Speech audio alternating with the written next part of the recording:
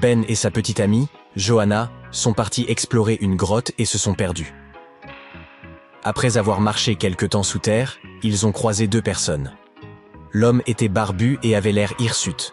Il tenait une pelle à la main et a raconté au couple qu'il était coincé là depuis une semaine.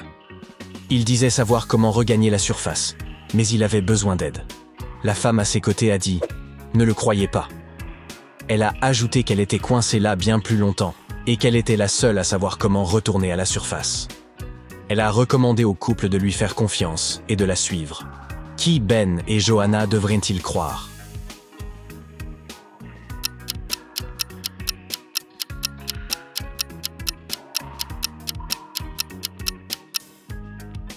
Ils devraient se fier au type barbu. Je veux dire, regardez cette femme. Elle ne ressemble pas du tout à quelqu'un qui serait resté coincé là-dessous. Elle a l'air propre et soignée et porte même des fleurs fraîches sur la tête. Elle doit être en train de préparer un mauvais coup, c'est sûr. Mia s'apprêtait à obtenir son diplôme de l'école de magie des arts du spectacle. Elle devait seulement réussir son dernier examen. Son professeur a demandé à deux étudiants de jouer une scène. L'un des étudiants était un véritable vampire, tandis que l'autre faisait seulement semblant d'en être un. Mia devait être capable d'identifier qui était qui, sans utiliser de magie. Pouvez-vous l'aider?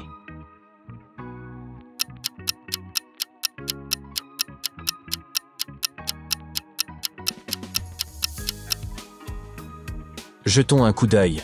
La première fille se dirige vers son jardin. Elle y a planté de l'ail, ce qui pourrait signifier qu'elle n'est pas un véritable vampire.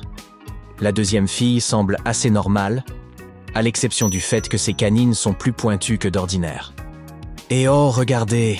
Elle garde une flasque de sang frais dans son sac à main. Elle doit être le véritable vampire. Bravo pour avoir résolu cette énigme. Les parents de Liam sont policiers. Ils travaillent sur une affaire dangereuse et ont demandé à Liam de garder le secret. Après une semaine, il a reçu un message de sa mère qui lui disait « Mon fils, nous allons bien. Ne contacte personne.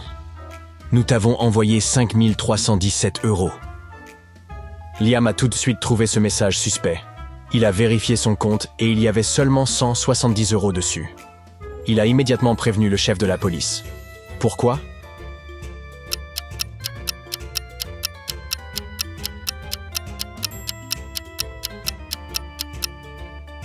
Si vous retournez le nombre 5317, il se lit « lie », soit « mensonge » en anglais. Cela signifiait probablement que ses parents étaient en danger, alors il a pensé qu'il valait mieux chercher de l'aide. Bien joué, Liam. À l'aéroport, un voyageur furieux affirme que le contenu de ses bagages a disparu. Il raconte que lorsqu'il est arrivé à Paris, sa valise était vide et il exige une compensation. Après avoir vérifié les informations du passager, un employé de l'aéroport a découvert qu'il avait effectivement quitté Londres avec une valise bien remplie. Cependant, lorsque ses bagages sont arrivés à Paris, ils étaient plus légers et complètement trempés. La situation semble très suspecte. La sécurité de l'aéroport enquête donc sur le cas et découvre que ce voyageur essaye juste de leur escroquer une compensation. Pouvez-vous deviner ce qui s'est passé ?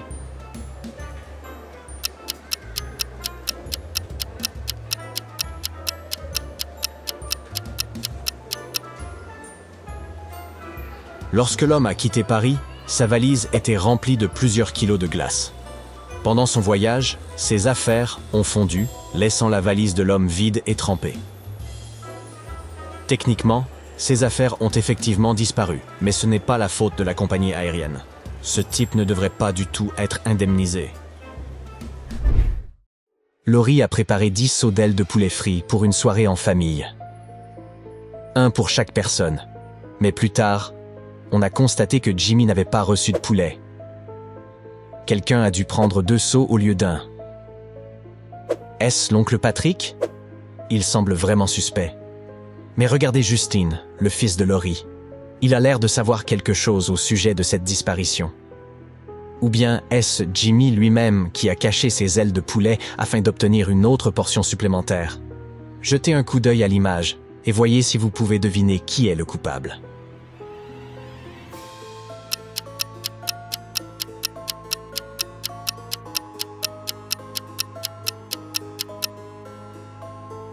C'était Justin depuis le début. Le chien ne peut pas s'empêcher de renifler les poches de Justin, ce qui signifie qu'il cache probablement ses ailes de poulet dedans. Quel vilain garçon! Damien était au travail lorsqu'il a appris qu'il avait gagné le gros lot à la loterie. Il a dit à son comptable qu'il voulait donner la moitié de cet argent à son meilleur ami, Paul. Mais des gens appâtés par le gain ont alors commencé à se présenter au bureau en prétendant être Paul. Pouvez-vous découvrir qui est vraiment son meilleur ami?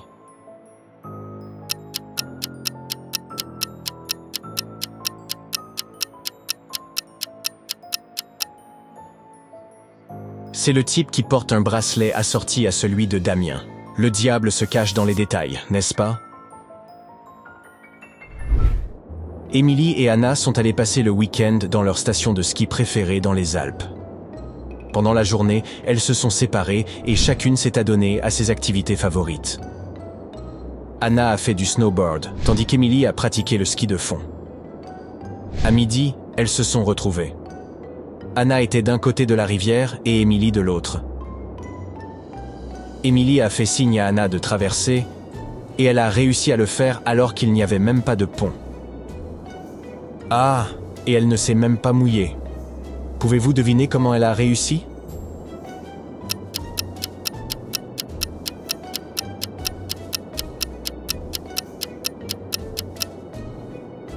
C'est simple, la rivière était gelée. Il était donc très facile pour Anna de traverser. 3 personnes ont été arrêtées au contrôle de sécurité d'un aéroport international. Elles étaient soupçonnées de faire passer des choses en contrebande hors du pays. Le premier homme se dirigeait vers une station balnéaire. Dans ses bagages, il y avait des maillots de bain, de la crème solaire et un parasol de plage. Le deuxième homme transportait une cage à oiseaux et une plus grande cage contenant une famille de hamsters. Mais il avait tous les papiers nécessaires pour voyager avec ces animaux. Le dernier homme prétendait partir en voyage d'affaires. Ses bagages contenaient un costume, des documents et un ordinateur portable. Regardez ces 3 hommes. Pouvez-vous deviner lequel est un contrebandier?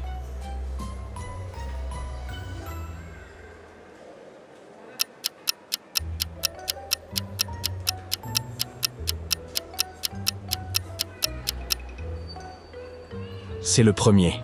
S'il part en vacances, pourquoi est-il habillé en costume et cravate? Ça paraît suspect. Corinne et Ava aimeraient se rendre à une fête, mais leurs parents leur ont interdit de quitter la maison. Corinne a décidé de sortir discrètement par la fenêtre du grenier, tandis qu'Ava a décidé de sortir discrètement par la porte de derrière, qui n'arrivera pas à la fête.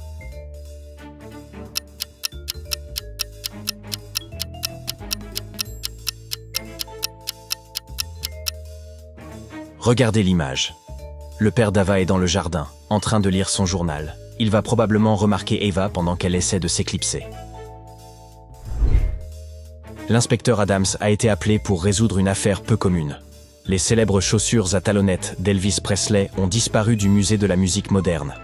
Le gardien du musée a raconté qu'il avait vérifié les images des caméras de sécurité plusieurs fois et que tous les visiteurs étaient repartis les mains vides. Il a également dit que ces chaussures étaient trop volumineuses pour que quiconque essaie de les cacher dans son sac à main ou dans ses poches. De plus, les visiteurs n'étaient là pas autorisés à entrer avec des sacs à dos. L'inspecteur Adams a demandé à voir les images, et en un rien de temps, il a compris qui avait volé les chaussures. Regardez vous-même, et voyez si vous pouvez les trouver aussi.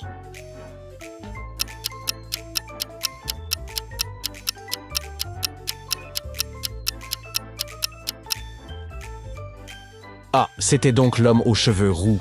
Regardez, sur la première image, il est plus petit que tous les autres visiteurs. Mais au moment où il s'apprête à quitter le musée, il est plus grand que tout le monde. Cela signifie probablement qu'il est parti en portant les chaussures d'Elvis. Luna était comédienne et son rêve était de rejoindre les Lamas Rieurs.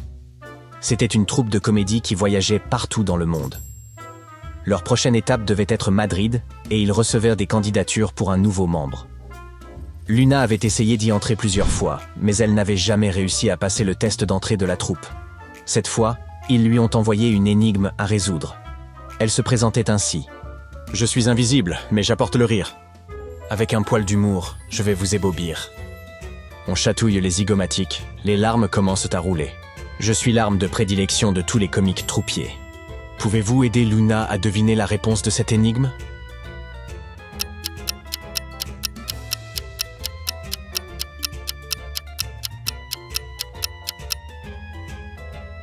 La réponse est une blague. C'était simple comme bonjour, n'est-ce pas?